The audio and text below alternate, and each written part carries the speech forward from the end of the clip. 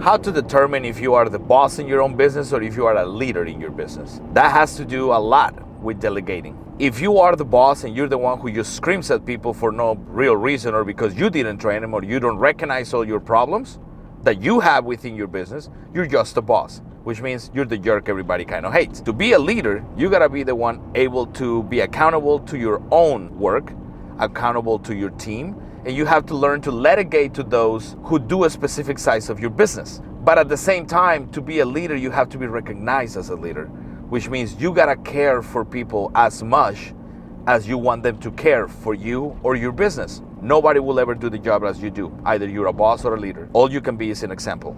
So if you wanna be a great leader, start with yourself. Then the team will follow.